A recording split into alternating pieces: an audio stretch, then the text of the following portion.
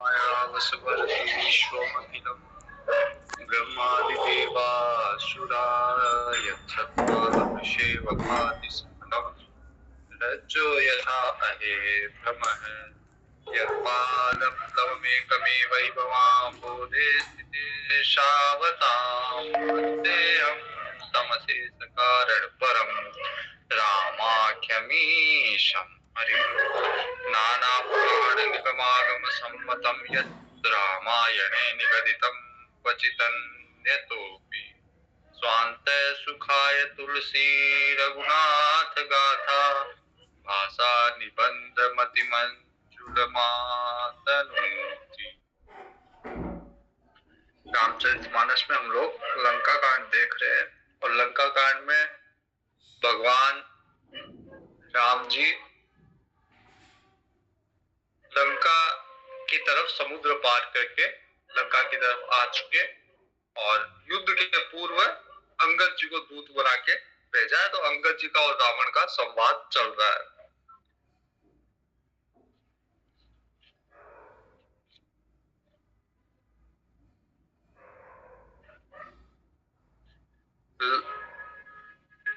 रावण अपने अहंकार में कई बातें बोल रहा है और अंगद जी बराबर उसका जवाब दे रहे हैं। और रावण ने कहा कि अंगद जी ने कहा भाई रावण तो कई मैंने सुने हैं, उसमें से कौन सा रावण है? एक रावण वो था जिसको बाली ने अपनी काख में रखा था 6 महीने तक। एक रावण वो था जिसको बलि राजा अपने यहाँ ले जाके घुड़शाला में बांध दिया था। और एक रावण वो था जो सहस्त्र बाहु के बच्चे खेलते थे जिसके साथ, और इस तरह से मजाक उड़ाते हैं। और रावण कहता मैं वो वाला नहीं हूँ, वही मेरी वो सारी तीनों घटनाएं इसी रावण के साथ घटी हुई है। और रावण कहता ये नहीं है, मैंने कई बार अपना सिर काट के भगवान शिव को चढ़ाया है, सर काट के भगवान शिव को चढ़ाया है। और मैंने कैलाश पर्वत को अपने भुजाओं के बल पे उठाया, मैं वो वाला रावण हूँ। अंगद जी कहते अच्छा, तो वजन उठाना ही केवल महान थोड़ी ना बनाता है। अगर आपने केवल वजन उठाया, कैलाश पर्वत को उठाता हो, तो गधा भी वजन उठाता है, तो इसमें कौन सी बड़ी बात है? और आप कहते हो कि मैंने सर काट के चढ़ाया है, उसको भगवान शिव को आहूत किया है। तो पतंगा भी अपनी जान अग्नि में दीपक में आहूत करता है, तो इसमें भी कोई बड़ी बात नहीं है। ऐसा कौन सा बड़ा काम कर दिया? रावण भी बोलता है, बोले आप कहते हो कि भगवान राम जो है सेना सहित समुद्र पार कर गए, तो इसमें भी कौन सी बड़ी बात है? बहुत सारे पक्षी जो है वो समुद्र पार कर लेते हैं, तो इसमें कोई उनकी महानता नहीं है। तो इस तरह से कुछ कठोर शब्दों में आपस में संवाद चल रहा है इनका।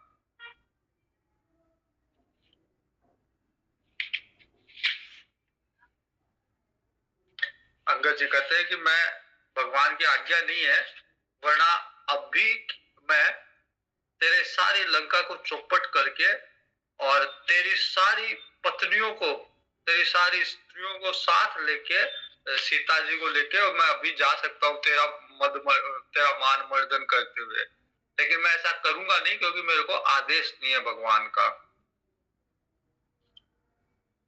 तेई पट की मई सेन हती, चौपट करी तव गांव, तव जुवतिन समेत सठ, जनक सुतई ले जाऊं। लास्ट में संवाद चलते चलते अंत में अंगद जी जो है अपना पैर जो है रावण की सभा में रख देते और कहते कि मेरा जो पैर हटा देगा तो हम ये समझ लेंगे कि सीता जी को हार गए। भगवान की बिना आज्ञा के अंगद जी ये घोषणा करते हैं कि अगर मेरा पैर कोई हटा देगा तो माना जाएगा कि सीता जी हार गए हम।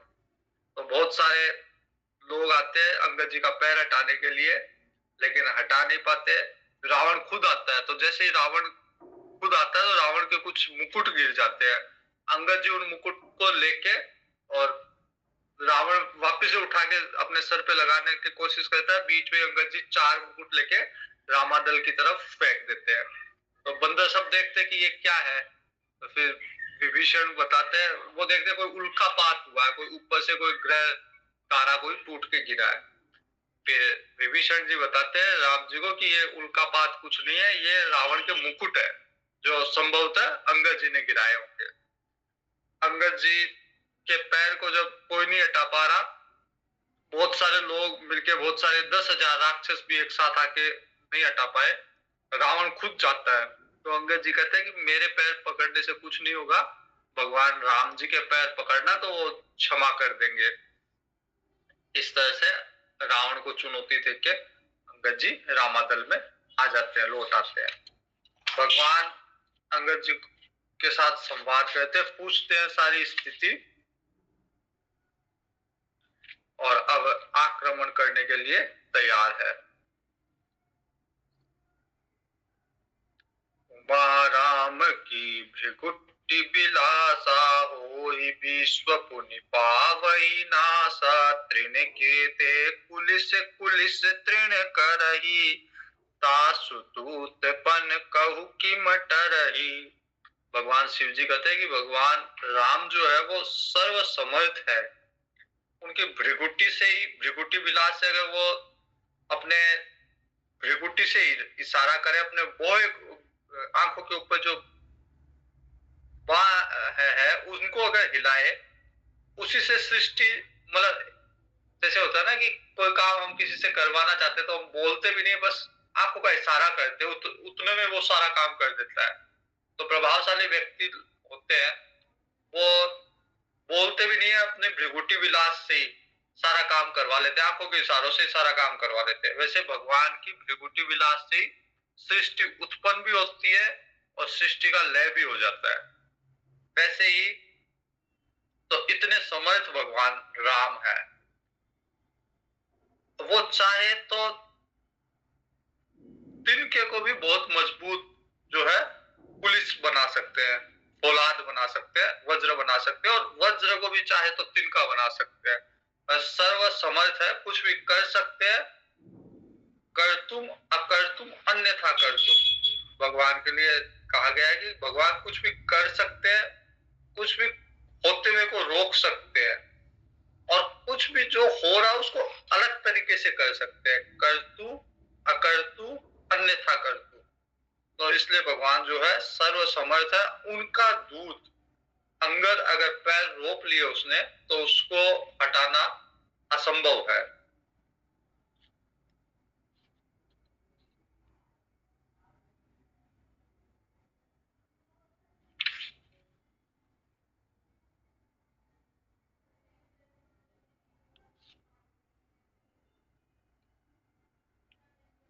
जानत परम दुरक अति लंका, प्रभु प्रताप कपि चले असंका। अब युद्ध शुरू होगा, जय हो गया। जयति राम जय लक्ष्मण, जय कपीस सुग्रीव। गर्जहि सिंहनाद कपि, भालू महाबल सीव। सब भगवान राम जी के जयकारे लगा रहे, लक्ष्मण जी के जयकारे लगा रहे हैं, सुग्रीव के जयकारे लगा रहे हैं, और जयकारे लगाते लगाते लंका भयहु कोलाहल भाली भारी, सुना दशानन अति अहंकारी। लंका में कोलाहल हो गया कि अब ये एक बंदर आया था वो सारी लंका को जला गया, अब ये इतने सारे बंदर आ जाएंगे तो पता नहीं क्या करेंगे।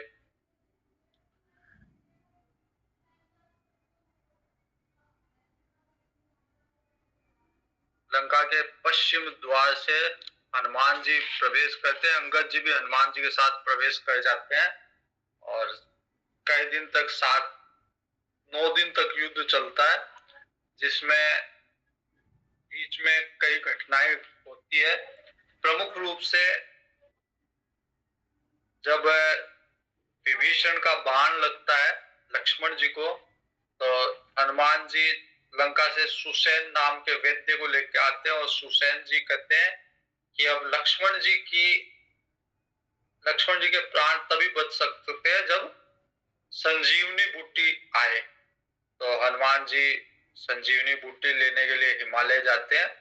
बीच में रावण को पता चलता है तो रावण काल नेमी के वेश में वहां बैठ जाता है और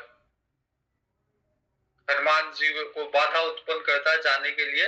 लेकिन हनुमान जी उसका भी उद्धार करके, काल नेमी एक राक्षस था जो साधु के वेश में बैठ जाता है और हनुमान जी उसका भी उद्धार करके और संजीवनी लेने के लिए जाते हैं। संजीवनी वहां पे पता नहीं चलता तो पूरा पर्वत उठा के लाते हैं।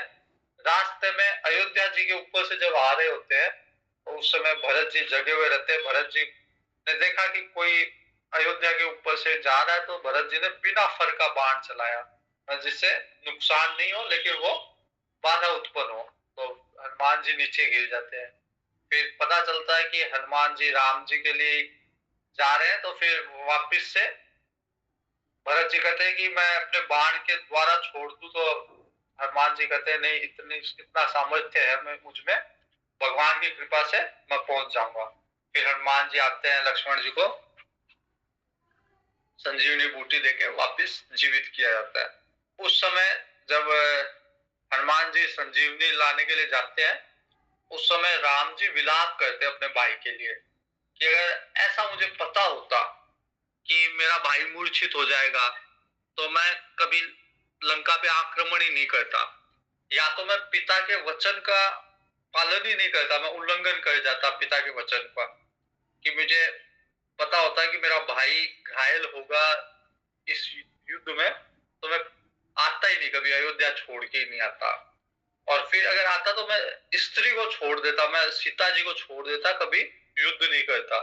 इस तरह से विलाप कर रहे होते हैं। उसी बीच में हनुमान जी आ जाते हैं, संजीवनी देके और करते हैं, जीवित करते हैं लक्ष्मण जी को। उसके बाद में फिर रावण जो है कुंभकर्ण को जगाता है।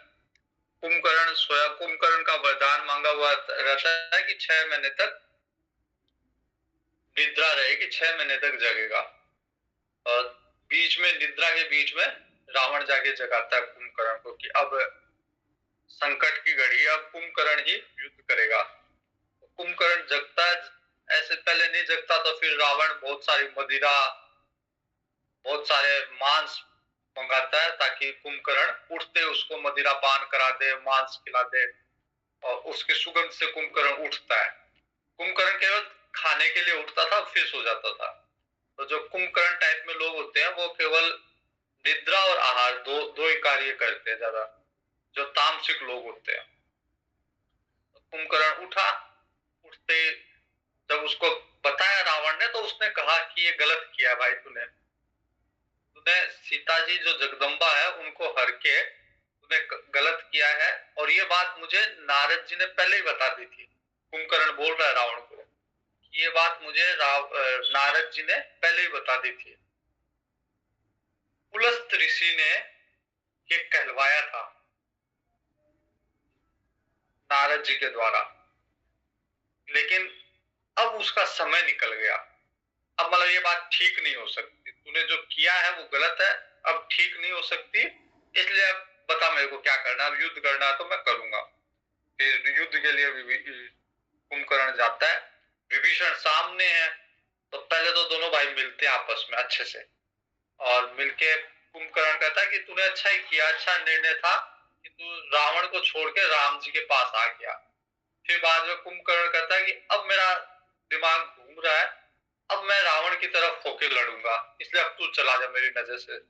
फिर युद्ध होता है, अंत में विभीषण कुंभकर्ण मारा जाता है। कुंभकर्ण के बाद में रावण अपने पुत्र मेघनाथ को तैयार करता है, मेघनाथ को भेजता है। कुंभकर्ण, पता चलता है कि कुंभकर्ण मारा गया युद्ध में, तो रावण मेघनाथ को भेजता है। मेघनाथ युद्ध करता है। एक बार मेघनाथ काफी भारी भी था युद्ध में, लक्ष्मण जी को मूर्छा मेघनाथ के बाण से आई थी। फिर मेघनाथ जब परास्त होने लगता है तो युद्ध भूमि से निकल के जाके यज्ञ करता है, तामसिक यज्ञ करता है। मेघनाथ जाके देवी देवी के रक्त और मांस से देवी की आहुति करता है और तामसिक यज्ञ कर रहा है। विभीषण को पता चल जाता है, घर का वेदी लंका ढाए, तो विभीषण को पता चल जाता है। विभीषण के जासूस रहते हैं सारे लंका में, तो सूचना आती है कि मेघनाथ ऐसा यज्ञ कर रहा है। वो अगर संपन्न हो गया तो फिर मेघनाथ को मारना बड़ा मुश्किल हो जाएगा। तो विभीषण जी आते हैं, राम जी को सारी सूचना देते हैं। राम जी लक्ष्मण जी को, अंगद जी को, हनुमान जी को इनको भेजते हैं कि जाके यज्ञ को विध्वंस करो। तो भगवान तामसिक यज्ञ को विध्वंस करवाते हैं। राजसिक यज्ञ को भगवान समर्थन भी नहीं करते, विध्वंस भी नहीं करवाते, और विध्वंस अगर हो जाता तो पुनः करवा देते हैं। और सात्विक यज्ञ के साथ सात्विक यज्ञ की रक्षा करते हैं भगवान। जब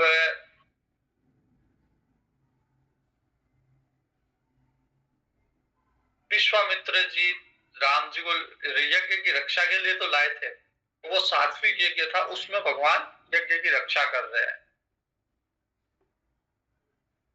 भगवान शिव ने अपने ससुर दक्ष प्रजापति के यज्ञ को विध्वंस शिव गणों ने किया था।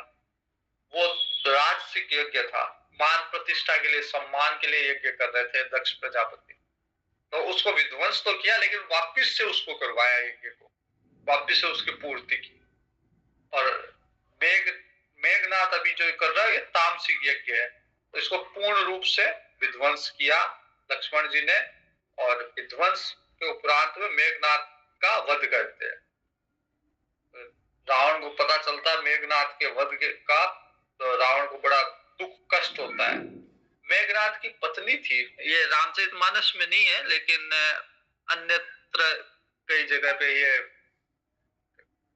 कहानियां प्रचलित है। मेघनाथ की पत्नी थी सुलोचना, सती थी वो मेघनाथ की पत्नी। इधर लक्ष्मण जी की पत्नी थी उर्मिला, वो भी सती थी। तो जब मेघनाथ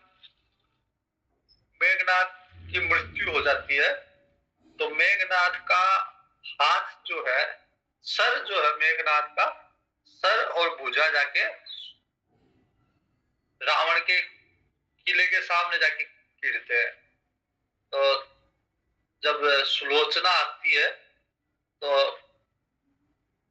ये मतलब मानस में नहीं, अन्यत्र है। सुलोचना जब आती है तो भुजा जो है मेघनाथ की वो लिख के बताती है। सर नहीं रहता, केवल भुजा गिरती है। सर जो है वो रामादल में रहता है, राम जी के पास रहता है। तो भुजा लिख के बताती है कि मेरा सर जो है वो रामादल में है। और सुलोचना जाती है राम जी से अपने पति का सर लेने के लिए। रामादल में भगवान राम जी जो है वो ससम्मान सुलोचना को राम जी के पास ले जाया जाता है रामादल में। और फिर सुलोचना मांगती है मेरे पति का शीश दीजिए। तो सुलोचना कहती है कि ये लक्ष्मण और मेघनाथ का युद्ध था ही नहीं, ये युद्ध था मेरा और लक्ष्मण की पत्नी उर्मिला के बीच का। हम दो महासतियां थी, तो उनमें हमें युद्ध चल रहा था कि कौन बड़ी है। तो इसमें उर्मिला इसलिए जीत गई क्योंकि मैं तो मेरे पति के पास रह के सती थी। मेरे पास मेरा पति था और मैं सती धर्म का पालन करती थी। और उर्मिला सती धर्म का पालन करती थी अपनी पति की अनुपस्थिति में। पति लक्ष्मण जी 14 वर्ष तक वनवास में राम जी के साथ रहे, उर्मिला अकेली महल में रही। तो इसलिए उसका सतीत्व मेरे से बढ़कर था, इसलिए वो जीत गई। इसलिए लक्ष्मण जी को कुछ नहीं हुआ और मेघनाथ मारा गया। फिर रामादल से अपना शीश लाके अंतिम क्रिया अंत्येष्टि कर दिए। मेघनाथ की मृत्यु के बाद में, मेघनाथ की मृत्यु का रावण को बहुत बड़ा झटका लगा। जितना कुंभकर्ण की मृत्यु का नहीं लगा, उससे बहुत बड़ा झटका मेघनाथ की मृत्यु का लगा। लेकिन फिर रावण सब राक्षसों को बुला के कहता है, बीच में मंदोदरी वगैरह खूब समझाते हैं रावण को।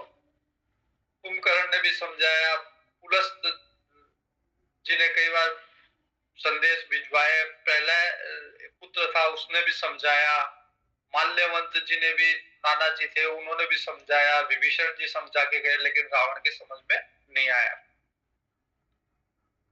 फिर रावण सारे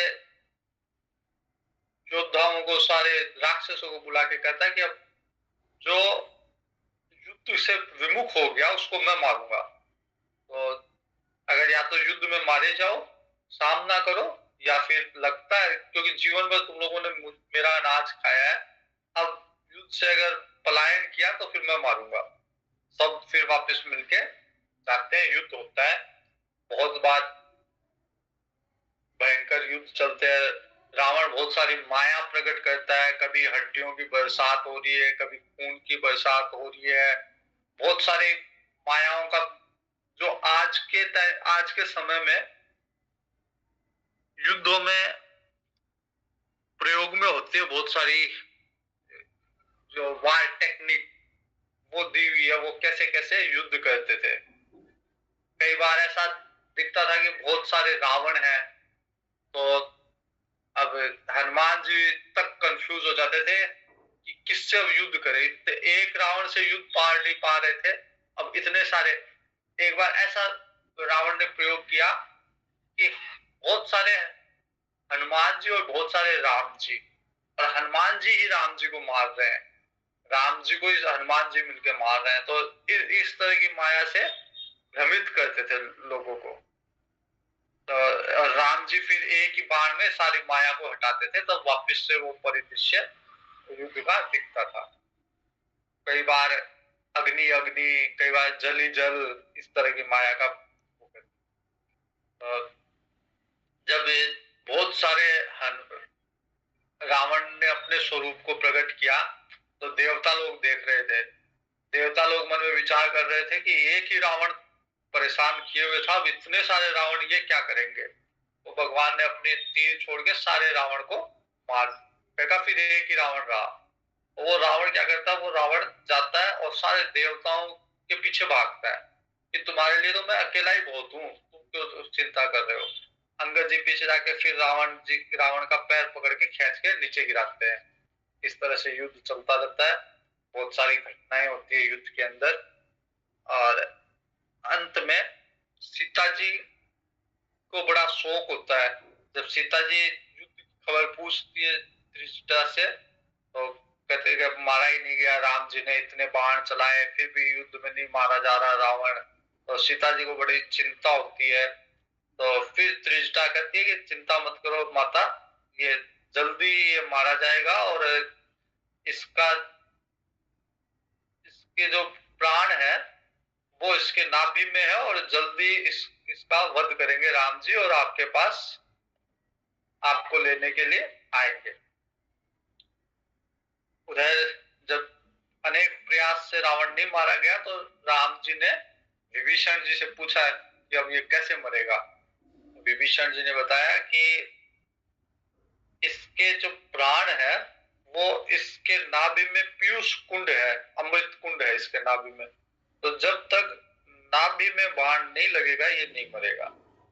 भगवान ने 31 बाण छोड़े। 31 बाण में 20 बाण भुजाओं के लिए, 10 बाण सर के लिए, 10 30 थे तो 10 30 के लिए, और 20 बाण 20 भुजाओं के लिए 30, और एक बाण जो था उसकी नाभि के लिए, पीयूष कुंड के लिए। 31 बाण एक साथ जाके आक्रमण करते हैं और रावण का वध होता है। रावण के वध के बाद में मंदोदरी आती है। मंदोदरी आके तरह तरह से शोक करती है रावण के लिए, और कहती है कि ये रावण था वो बहुत बलशाली था, बहुत बल था इसमें, लेकिन इसने राम जी से विरोध किया, इसलिए इसका ऐसा हाल होना स्वाभाविक था। फिर राम जी विभीषण को भेजते हैं, विभीषण जाके समझाता, मंदोदरी से अंत्येष्टि क्रिया वगैरह करते हैं। राम जी लक्ष्मण जी को कहते हैं कि मैं तो नगर में प्रवेश नहीं कर सकता, 14 वर्ष तक मेरी ऐसी प्रतिज्ञा, आप जाके विभीषण को राज तिलक करिए। तो लक्ष्मण जी, अंगद जी, सुग्रीव, ये सब जाके विभीषण का राज तिलक करते हैं, रावण की अंत्येष्टि वगैरह करते हैं, अंत्येष्टि क्रिया वगैरह। और फिर सारे देवता लोग आके भगवान की स्तुति करते हैं। इंद्र आता है, दशरथ जी आते हैं, दशरथ जी प्रसन्न होते हैं। भगवान की ये प्रतिज्ञा थी, भगवान ने गरुड़ जी जब मर रहे, गरुड़ जी नहीं, गीधराज जब मर रहा था, तो भगवान कहते हैं कि आप जाके मत कहना मेरे पिता को, स्वर्ग में जाके आप मत कहना कि मेरा सीता जी का हरण हुआ है, मेरा रावण के साथ युद्ध चल रहा है। मैं अगर दशरथ पुत्र हूं तो रावण खुद मर के जाएगा और रावण कहेगा मेरे पिता को कि मैंने राम जी से, तेरे पुत्र से बैर लिया था और इसके कारण मुझे मरना पड़ा। और रावण की मृत्यु के बाद में दशरथ जी आते हैं। दशरथ जी की वैसे भी मुक्ति नहीं हुई थी, क्योंकि दशरथ जी को पुत्र मोह था। दशरथ जी मरते समय बड़े कष्ट से, पीड़ादायक मृत्यु थी दशरथ जी की, क्योंकि अंतिम समय में दशरथ जी को मोह था अपने पुत्र में, भगवान के रूप में नहीं है। अगर वही मोह राम जी में भगवान के रूप में होता तो मृत्यु बड़ी आसान होती और मोक्ष को प्राप्त होते। लेकिन दशरथ जी क्योंकि पहले से वरदान मांग रखा था, मनु शत्रुपा के रूप में जब थे दशरथ जी ने, ये वरदान मांगा था कि मेरी मृत्यु जब हो, मैं इतना प्रेम करूं भगवान से कि भगवान से अलग होते ही मेरी मृत्यु हो जाए, और पुत्र के रूप में इतना प्रेम करूं। इसलिए अब जब दशरथ जी आए तो भगवान ने ज्ञान दिया और ज्ञान से दशरथ जी की मुक्ति हुई, मोक्ष हुई। इंद्र आया, इंद्र ने आके भगवान से कहा कि मेरे लिए क्या आज्ञा है। तो भगवान ने इधर उधर देखा कि कोई काम तो है नहीं, लेकिन फिर भी अब आया हुआ बोल रहा है, क्या क्या करूं। तो भगवान ने कहा कि अच्छा एक काम करो, ये जो युद्ध भूमि में मरे हुए लोग हैं, थोड़ी अमृत की वर्षा करके इनको जीवित कर दो।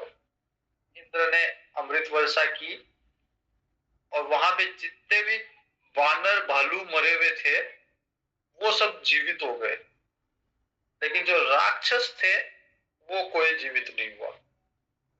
इसका कारण क्या है कि राक्षस जो मरे युद्ध में लड़ते लड़ते, राक्षस उनको केवल राम जी दिख रहे थे, वो राम जी को मारने के लिए भाग रहे थे, राम जी का ही नाम ले रहे थे राक्षस, इसलिए उनकी रामाकार वृत्ति हो गई। राम में भले दुश्मनी के भाव से हो, लेकिन राम में उनका उनकी वृत्ति होने से उनकी मुक्ति हो गई वहीं पे। और जो भालू बांदर थे उनको दिख रहा था रावण, इसलिए उनकी उनकी मृत्यु नहीं, उनकी मोक्ष नहीं हुई। और जैसे ही अमृत वर्षा हुई वो वापस जीवित हो गए भालू बांदर सब। फिर विभीषण जी आते हैं, विभीषण जी आके